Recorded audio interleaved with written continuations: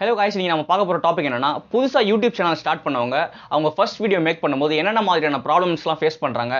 நான் என்னோட video make பண்ணும்போது என்னென்ன மாதிரியான ப்ராப்ளம்லாம் ஃபேஸ் பண்ணேன். அதில இருந்து எப்படி ஓவர் கம் ஆகி வந்தேன். அத பத்தி தான் நான் உங்ககிட்ட ஷேர் பண்ணிக்க போறேன். பேசிக்காவே நாம வீடியோ மேக் பண்ணும்போது என்னென்ன அடிப்படை விஷயங்கள் தேவைப்படும்னு பாத்தீங்கன்னா நம்பர் 1 நமக்கு ப்ராப்பரான வீடியோ கேப்சர் பண்ணுறதுக்கு ஒரு டிவைஸ், நெக்ஸ்ட் ஆடியோ கேப்சர் பண்ணுறதுக்கு ஒரு டிவைஸ், அதுக்கு அடுத்து ப்ராப்பரான லைட்டிங், இதெல்லாம் முடிச்சதுக்கு அப்புறமா ஒரு ப்ராப்பரான எடிட்டிங் டூல். இதுதான் பேசிக்காக இருக்கும். இது எல்லாமே இருந்தால் ஒரு வீடியோ நம்ம வந்து கண்டிப்பாக மேக் பண்ணிடலாம்.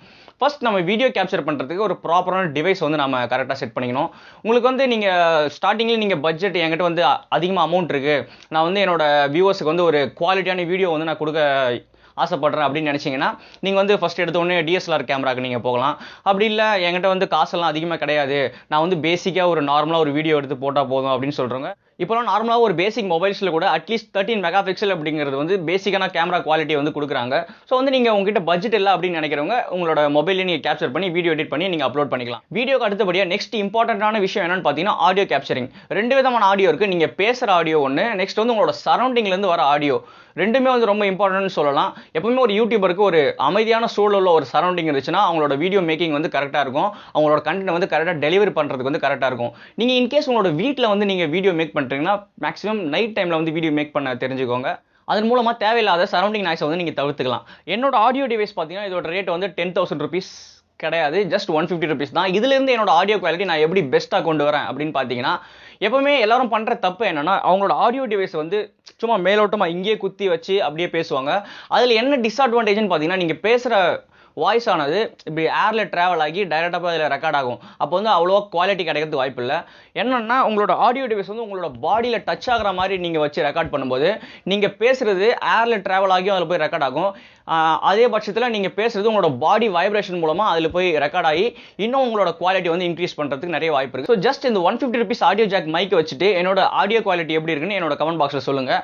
நெக்ஸ்ட் இன்னொரு விஷயம் என்னென்னு பார்த்தீங்கன்னா ப்ராப்பரான லைட்டிங்கை பொறுத்த மட்டும் நீங்கள் அதிகப்படியாக செலவு பண்ணணும்னு அவசியம் கிடையாது. நிறைய பேர் பார்த்தீங்கன்னா தேவையில்லாமல் வந்து இன்டர்நெட்டில் சர்ச் பண்ணி கேமரா லைட்ஸ்லாம் நிறைய வாங்கி வச்சு யூஸ் பண்ணிட்டு இருப்பாங்க. அதெல்லாம் தேவையில்லாத விஷயம். என்னோட லைட்டிங் செட்டப் எப்படி இருக்குன்ட்டு இங்கே கொடுக்குறேன் பாருங்கள். ஒன்றும் இல்லை, சிம்பிள் தான். 2 டியூப் லைட் எடுத்து நான் இப்படி வெர்டிகலாக இப்படி பிளேஸ் பண்ணி வச்சிருக்கேன். ஸோ அதனால் வந்து ஒரு ப்ராப்பரான லைட்டிங் வந்து எனக்கு கண்டிப்பாக கிடைச்சிட்டு இருக்கு. ஜஸ்ட் ஒரு 500 rupees தான் ஆச்சு அந்த லைட், எல்இடி லைட் நான் வாங்கி வச்சிருக்கேன். இது எல்லாத்துக்கும் மேலே நான் வந்து ஓகே கரெக்டான வீடியோ வந்து எனக்கு கிடச்சிருச்சு, கரெக்டான ஆடியோ வந்து நான் கரெக்டாக கேப்சர் பண்ணிட்டேன். கண்டென்ட் வந்து எங்கேருந்தோ கேப்சர் பண்ணி எங்கேருந்தோ திருடியோ கூட இல்லை நான் எங்கேருந்தோ படித்து இல்லை என்னோட திறமை யூஸ் பண்ணி நான் வீடியோ வந்து கரெக்டாக மேக் பண்ணிட்டேன். இது எல்லாத்துக்கும் மேலே எனக்கு முக்கியமாக என்னென்னு தேவைன்னா எனக்கு வந்து ப்ராப்பரான எடிட்டிங் டூல் தேவை. எடிட்டிங் டூல்ன்ற பட்சத்தில் அது ஒரு பெரிய கதை. நான் வந்து ஃபஸ்ட் டைம் மேக் பண்ணும்போது நெக்ஸ்ட் எடிட்டிங் டூல் அப்படின்ட்டு பார்க்கும்போது நான் வந்து யூடியூப்பில் நிறைய சர்ச் பண்ணி பார்க்கும்போது எல்லாரும் சொன்னது வந்து DaVinci Resolve அப்படிங்கிற சாஃப்ட்வேர் தான் நிறைய பேர் சொன்னாங்க. ஸோ நான் வந்து அதை வந்து டவுன்லோட் பண்ணி என்னோட லேப்பில் வந்து இன்ஸ்டால் பண்ணலான்னு பார்க்கும்போது என்ன ப்ராப்ளம் ஆயிடுச்சுன்னா DaVinci Resolve வந்து நான் டவுன்லோட் பண்ணும்போது நான் மொபைலில் தான் டவுன்லோட் பண்ணேன். என்ன ப்ராப்ளம் ஆயிடுச்சுன்னு பார்த்தீங்கன்னா அது வந்து கரெக்டான நெட்வொர்க் இல்லாததுனால விட்டு டவுன்லோட் ஆக ஆரம்பிச்சிச்சு. அதனால் என்னோட ஃபைல் வந்து ஃபுல்லாக கரப்ட் ஆக ஆரம்பிச்சிது. ஒரேடியாக நெட்டாக டவுன்லோட் ஆகாமல் அப்பப்போ நம்மளோட எம்பி வந்து ஏற்ற இறக்கமாக இருக்கும் இல்லையா, அதனால் வந்து என்னோட ஃபைல் வந்து கரப்ட் ஆக ஆரம்பிச்சிது. ஸோ வந்து ப்ராப்பராக என்னால் வந்து என்னோட லேப்பில் இன்ஸ்டால் பண்ண முடியல. அதுக்கு அடுத்தபடியான சாஃப்ட்வேருக்கு எதுக்கு போகலான்னு பார்த்தீங்கன்னா ஷேப் அப்படிங்கிற சாஃப்ட்வேர் வந்துச்சு. அதை நான் என்னோட லேப்டாப்பில் இன்ஸ்டால் பண்ணி பார்க்கும்போது என்னாச்சுன்னா நான் வச்சிருக்கிறது ஒரு பேசிக்கான லேப்டாப், லெனோவோ லேப்டாப். அது வந்து கவர்மெண்ட்டில் கொடுத்த லேப்டாப் தான். அதோட குவாலிட்டி என்ன இருக்குன்னு கண்டிப்பாக உங்களுக்கே தெரியும்னு நினைக்கிறேன். அது என்ன ஆச்சுன்னா நான் வந்து இன்ஸ்டால்லாம் பண்ணி முடிச்சுட்டு எல்லாமே பக்காவாயிடுச்சு. ஓகே நம்மளோட வீடியோ வந்து நம்ம எடிட் பண்ணிக்கலாம் அப்படின்னு நான் நினச்சி போகும்போது என்னோட வீடியோ வந்து ஸ்ட்ரக் ஆக ஆரம்பிச்சிருச்சு. ஏன்னா கரெக்டான ரேம் கிடையாது, கரெக்டான ஜிபியூ இல்லை அப்படிங்கிற பட்சத்தில் ஸோ என்னோட வீடியோஸ் வந்து ஸ்ட்ரக் ஆக ஆரம்பிச்சது. என்னால் வந்து கரெக்டாக வீடியோ வந்து என்னால் எடிட் பண்ண முடியல.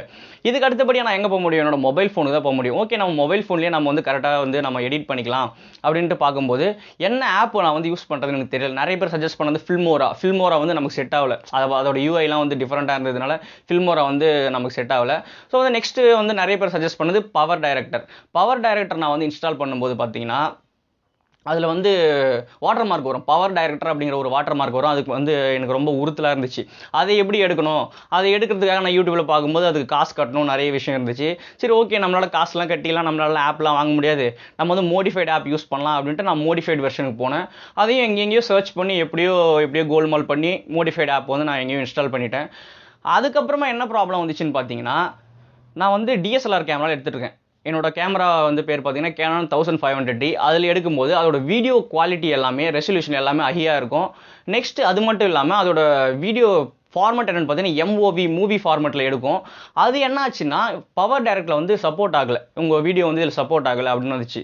ஓகே, அவ்வளோதான், பவர் டைரக்டர் அந்த கதையை முடிஞ்சுதா. அதுக்கு அடுத்தபடியே எம்ஓவி ஃபார்மேட் எதில் சப்போர்ட் ஆகும் அப்படின்னு நான் சர்ச் பண்ணி பார்க்கும்போது எனக்கு சஜஸ்ட் பண்ண ஆப் எதுன்னு பார்த்தீங்கன்னா கைன் மாஸ்டர் ஆப். கைன் மாஸ்டர் ஆப்பும் நான் வந்து மோடிஃபைடு வெர்ஷன் தான் வந்து டவுன்லோட் பண்ணி இன்ஸ்டால் பண்ணும்போது அதில் என்ன ப்ராப்ளம் ஆச்சுன்னா லேட்டஸ்ட் கைன் மாஸ்டர் ஆப்பில் வந்து இந்த எம்ஓவி ஃபார்மேட் வந்து என்னோடது சப்போர்ட் ஆகலை. சரி, ஓகே, இதுக்கும் இன்னும் நம்ம சர்ச் பண்ண போகலான்ட்டு கூகுளில் வந்து காலி பண்ணிட்டேன். அன்றைக்கி ஒரு நாள் எப்படி தான் ஆல்மோஸ்ட் ஒரு 6 to 7 hours வந்து இது எடிட்டிங் ஆப்பை சர்ச் பண்ணுறதுக்கு எனக்கு வந்து ஃபுல்லாக காலி ஆயிடுச்சுன்னு சொல்லலாம். ஸோ நெக்ஸ்ட் வந்து எப்படியோ வந்து அதுக்கும் ஒரு மோடிஃபைட் ஆப்பை கண்டுபிடிச்சி அதை இன்ஸ்டால் பண்ணும்போது ஓகே, ஒரு வழியே எம்ஓவி ஃபார்மேட் வந்து அதில் சப்போர்ட் ஆகி அதில் இன்னும் என்ன ப்ராப்ளம் வந்துச்சுன்னு பார்த்தீங்கன்னா அதில் வந்து கைன் மாஸ்டர் வந்து லேயர் இருக்கும். அதில் வந்து நிறைய லேயர் வந்து என்னால் வந்து போட முடியல. கொஞ்சமாக ஒரு 2 வீடியோ வந்து என்னால் ஒன்றா ஜாயின் பண்ணுற மாதிரி இருந்துச்சு.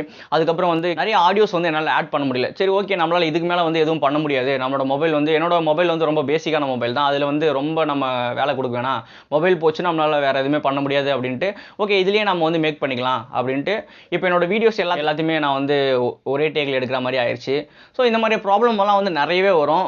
நீங்கள் வந்து யூடியூப் சேனல் ஸ்டார்ட் பண்ணுறதுக்கு முன்னாடி எல்லாத்தையுமே கரெக்டாக ப்ராப்பராக செட் பண்ணி வச்சுட்டு பண்ணுங்கள். கரெக்டான வீடியோ, ஆடியோ, கரெக்டான லைட்டிங், கரெக்டாக எடிட்டிங் டூல் எல்லாத்தையுமே கரெக்டாக செட் பண்ணி வச்சுட்டு பண்ணுங்கள். ஸோ தட் அது மூலமாக நீங்கள் என்ன தவிர்க்கலான்னு பார்த்தீங்கன்னா தேவையில்லாத ஃப்ரஸ்ட்ரேஷன்ஸ். ஓகே, நம்மளால் வீடியோ பண்ண முடியல, இவ்வளோ ப்ராப்ளம் வருது, எல்லாம் நம்ம எதுக்கு தேவையில்லாம பண்ணிட்டு இருக்கணும் அப்படிங்கிற தேவையில்லாம ஃப்ரஸ்ட்ரேஷன்லேருந்து நீங்கள் கண்டிப்பாக வெளியே வரலாம். இது எல்லாத்துக்கும் மேலே மிகப்பெரிய பிரச்சனையாக வர்றது என்னன்னு பார்த்தீங்கன்னா நீங்கள் யூடியூப் சேனல் ஸ்டார்ட் பண்ணணும்னு நினச்ச உடனேயே ஓகே உங்களோட ஒரு பேஷனாக இருக்குது யூடியூப் சேனல் ஸ்டார்ட் பண்ணணும் அப்படிங்கிறது, உங்கள் வீட்டில் நீங்கள் ஃபேமிலியில் சொல்லும்போது மிகப்பெரிய பிரச்சனை வந்து இப்போ வந்துச்சு பார்த்தீங்கன்னா அது ஒரு பிரச்சனையாக தான் வரும் உங்களுக்கு.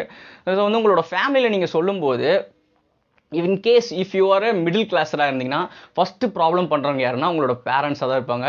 அவங்க வந்து குறை சொல்ல முடியாது, எதுக்காக தேவையில்லாமல் இதெல்லாம் பண்ணிகிட்டு இருக்க, போய் வேலையை பாரு அப்படின்னு சொல்லுவாங்க.